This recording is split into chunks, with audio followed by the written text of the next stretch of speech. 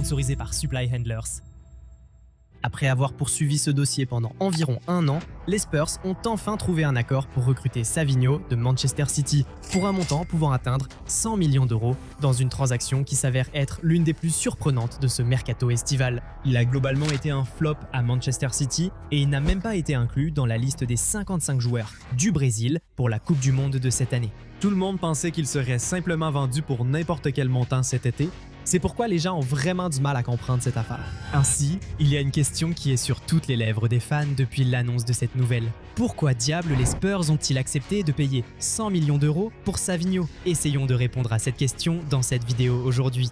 Tout d'abord, peut-on tous admettre que les Spurs sont devenus fous pendant ce mercato? Il est vraiment difficile de comprendre la plupart des affaires qu'ils ont réalisées. Oui, recruter Andy Robertson et Marco Senesi gratuitement et même payer 60 millions d'euros pour Vanneker était une bonne affaire. Mais ils ont signé Sandro Tonali pour 108 millions d'euros et ont dépensé 99 millions d'euros pour Matheus Fernandez qui avait déjà été relégué. Après ces deux signatures, tout le monde a commencé à pointer du doigt les Spurs, les accusant de ruiner le marché et d'aggraver l'inflation. Nous étions loin de nous douter qu'ils nous réservaient encore une autre bombe. Donc le transfert de Savinho s'inscrit en fait dans la lignée des affaires que les Spurs ont réalisées cet été. C'est comme s'ils étaient tombés sur une grosse somme d'argent et qu'ils avaient commencé à dépenser sans compter. Évidemment, après avoir lutté contre la relégation 2 saisons de suite, il y a une part de peur et de désespoir qui les a poussés jusque-là. Mais nous pensons que c'est en réalité plus profond que ça. Les Spurs voient probablement cela comme un pari qui pourrait leur rapporter dans un avenir proche. Oui, son passage à Man City n'a vraiment pas été bon du tout. Il n'a marqué que 7 buts en 84 matchs avec le club, dont un seul en 16 matchs de Ligue des Champions de l'UEFA et 2 en 53 matchs de Premier League. Il faut reconnaître que ses statistiques de buts ne sont pas bonnes. Mais voilà le truc, il n'a que 22 ans. Il a encore toute sa carrière devant lui, donc les Spurs espèrent probablement le recruter avant qu'il n'atteigne ses meilleures années. La vérité, c'est que s'il explose dans quelques années, plus personne ne parlera de son prix. L'été dernier encore, tout le monde s'affolait sur le montant payé par le Bayern Munich pour Luis Diaz et sur combien Liverpool avait déboursé pour Hugo Ekitike. Ils sont partis pour 70 millions et 95 millions d'euros, respectivement. Et tout le monde disait que c'était beaucoup trop d'argent. Mais ces équipes ont décidé de tenter le pari, et cela a payé en seulement 1 an. Plus personne ne parle de leur prix aujourd'hui. C'est probablement l'une des raisons pour lesquelles les Spurs ont déboursé autant d'argent. Ils savent que c'est un pari, mais ils croient que cela peut rapporter dans un avenir proche, c'est pourquoi ils n'ont pas hésité à casser la tirelire pour lui. Mais qu'ont-ils vu en lui, à part son âge? Les choses ne se sont peut-être pas vraiment bien passées pour Savinho à City, mais son passage à Gérone nous montre qu'il pourrait vraiment devenir une star. Lors de cette saison, il a été le meilleur dribbleur du championnat et l'un des meilleurs en Europe. Il a été le seul joueur de la Liga à réussir plus de 100 dribbles lors de la saison 2023-2024. Pour donner un contexte, Lamine Yamal n'a réussi que 70 dribbles dans la même ligue cette saison-là. En plus de cela, Savinho a marqué 9 buts et délivré 10 passes décisives. Cette saison-là, il faisait partie du top 5 pour les grosses occasions créées, du top 3 pour les passes décisives et il était numéro 1 pour les dribbles en Liga. Il a été nommé dans l'équipe type de la saison du championnat et il a été l'une des raisons pour lesquelles Gérone a pu se battre pour le titre cette saison-là. Et dans Gérone a réalisé son meilleur classement en championnat et a se qualifié pour la Ligue des Champions de l'UEFA pour la première fois de toute son histoire.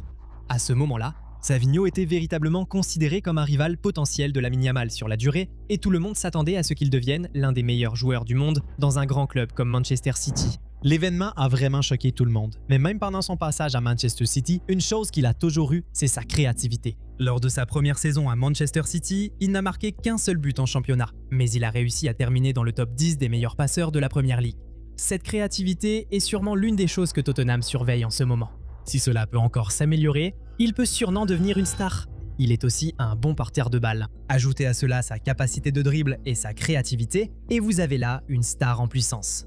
Il centre bien le ballon, et avec Dominique Solanke et Richarlison au club, cela pourrait être très utile. Et sa polyvalence est un autre atout qui le rend très précieux. Il est très à l'aise à gauche comme à droite, ce que les entraîneurs apprécient toujours chez un ailier. Il sera un très bon atout tactique, et il constituera une excellente solution de remplacement en cas de blessure sur les deux ailes, ce qui restera toujours dans l'esprit de Tottenham après ce qui leur est arrivé ces 2 dernières années. Et n'oubliez pas qu'il est brésilien. Nous sommes assez sûrs que sa nationalité a influencé son prix.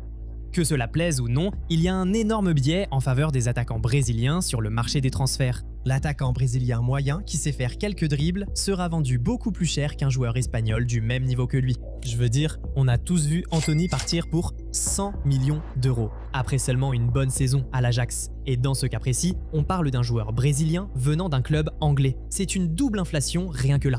Quoi qu'il en soit, on a fait de notre mieux pour comprendre tout ça. Mais on doit admettre que ça reste quand même assez étrange. Un montant total de 100 millions d'euros pour Savinho après les 2 dernières saisons qu'on a vues de lui en Première Ligue, c'est vraiment fou. Au minimum, les Spurs ne devraient-ils pas avoir peur que son échec à Man City signifie qu'il n'est pas vraiment adapté à la Première Ligue? Eh bien, on verra si leur pari sera payant. Peut-être qu'ils ont raison dans ce qu'ils voient, et Savinho va vraiment nous épater cette saison. Mais tu sais quoi? Il y a probablement quelque chose de louche là-dedans. Des rumeurs ont suggéré que les deux clubs sont d'une certaine manière de mèche et que les Spurs aident City d'une façon ou d'une autre dans cette affaire. La théorie, c'est que ce qui se passe vraiment ici, c'est qu'ils essaient de payer un montant d'environ 130 millions pour Omar Marmoush et Savinho, ce qui mettrait la valorisation à environ 65 millions pour chacun d'eux. Pas trop mal si on est vraiment honnête. Cependant, l'Eintracht Francfort avait inclus une clause de revente dans le contrat de Marmoush lorsqu'il a rejoint City, ce qui complique un peu les choses. D'après les rumeurs, cet accord est maintenant structuré de façon à gonfler le montant du transfert de Savinho et à garder celui de Marmoush très bas, afin que l'argent que Manchester City doit verser à l'Eintracht Francfort soit réduit au minimum. De cette façon, Manchester City conserve une plus grande part des frais de transfert et il semble que Tottenham essaie d'aider ses rivaux de Premier League à ce sujet. Au final, les deux montants des transferts finissent dans la poche de Manchester City, donc ils ne se soucieraient vraiment pas de la façon dont c'est structuré. Donc, cette théorie a en fait beaucoup de sens. C'est probablement ce qui explique le mieux pourquoi le transfert de Savinho pourrait atteindre 100 millions d'euros. Quoi qu'il en soit, il est maintenant temps d'entendre vos avis. Pensez-vous qu'il y a d'autres facteurs qui ont poussé les Spurs à payer autant pour l'ancien joueur de Gérol? Dites-le nous dans les commentaires. Dites-nous aussi dans les commentaires comment vous pensez que Savinho va s'en sortir chez les Spurs. Tout le monde s'attend à ce qu'il échoue complètement, mais pourrait-il vraiment surprendre tout le monde et devenir un véritable monstre à Londres? Qu'en pensez-vous? Si vous avez aimé cette vidéo, mettez un pouce bleu et abonnez-vous à la chaîne. Activez aussi la cloche pour ne rien rater des nouveaux contenus. On se retrouve dans la prochaine vidéo. Salut!